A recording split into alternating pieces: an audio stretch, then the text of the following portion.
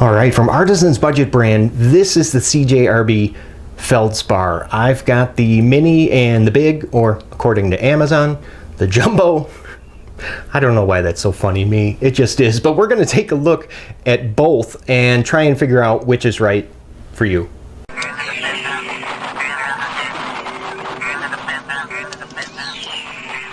So what the heck is what is a feldspar? Well, according to Wiktionary, it's like a large group of rock-forming minerals that make up a good portion of the Earth's crust. Starting out with the big, you should be looking at some specs right up on the screen. Their measurements I did take myself, but you can either pause and read them here, or they'll be down in the description below if you want to follow along. And then how about, here's the mini.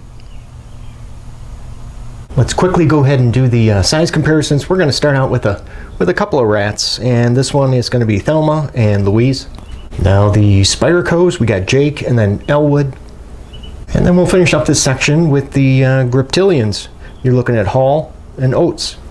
I think I bought these in the wrong order because I got this small one first, and because I thought it was going to be like a better EDC size, which it is really good for everyday carry, but I like this big one more, and there's a few reasons for that.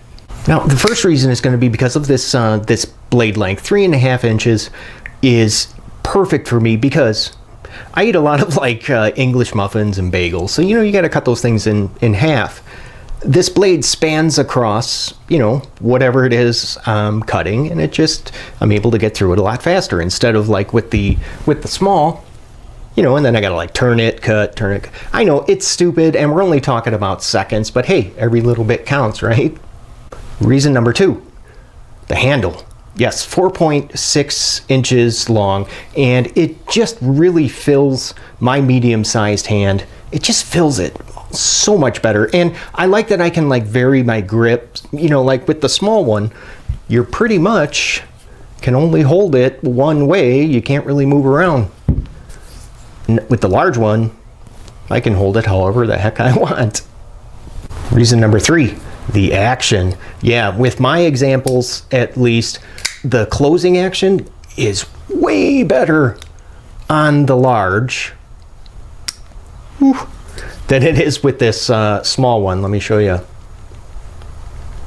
And you know what I mean, it makes sense because this is going to be a heavier blade, so yeah, it's going to drop shut. And before we go any further, if this is your first time here, welcome. My name is Jay, and consider clicking on subscribe if you're looking for knife reviews that get right to the point. Deployment on both is, well, it's great. I mean, the blade, you can see it just snaps open. And that's going to be because of the really strong detent. So I'm unable to, yeah, you can see, nope, no way. I cannot shake that blade loose. The only downside is going to be that it's really difficult to like slow roll this open. Yep, you see, yeah, it's really hard to do because, well, yeah, that thing just wants to fly open every time. I like these thumb studs because they are, well, look at the size of those. Yeah, they're really big. So I like that because it makes it really easy to deploy the blade when you're wearing gloves.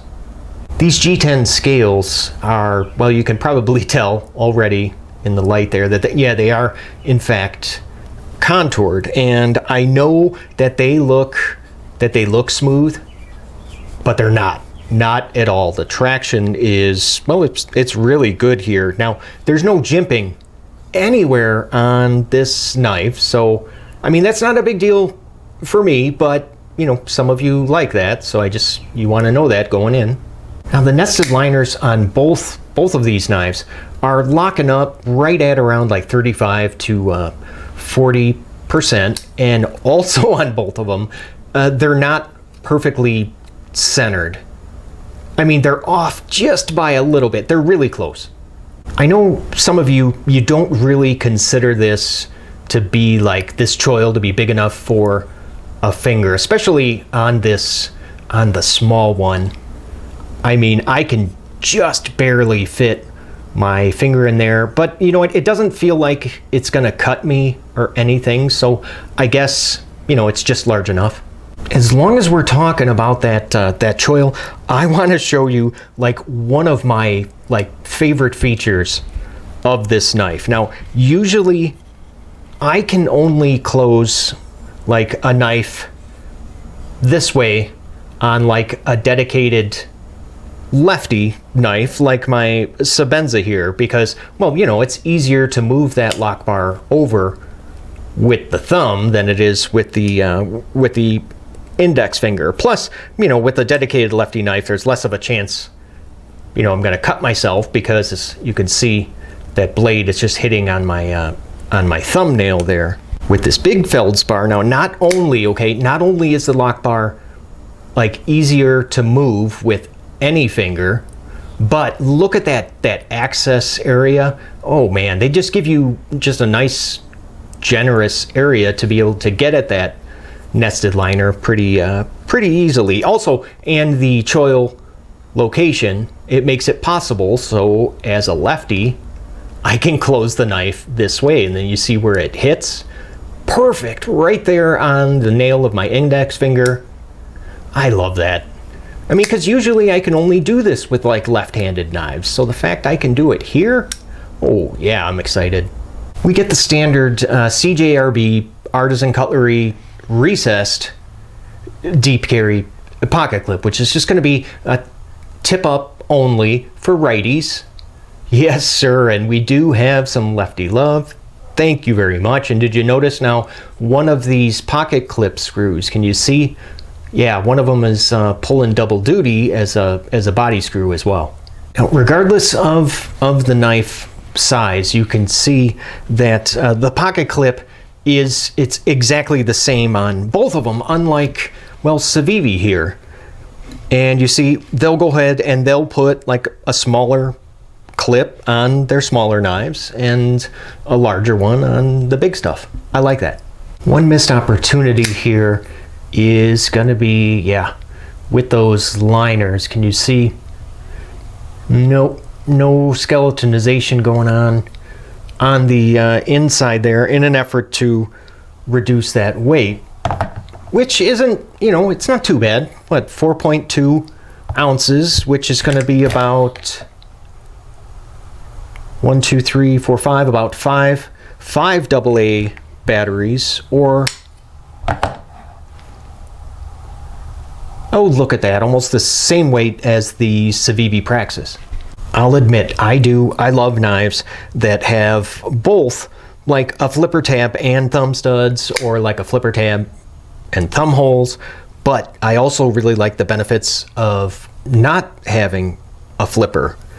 There's, well, first thing being that there's less of a chance that the blade will open up in the pocket, and I like that edge without there's no flipper tab to get in the way, so you get most of that edge is going to make contact when you're cutting on a flat surface.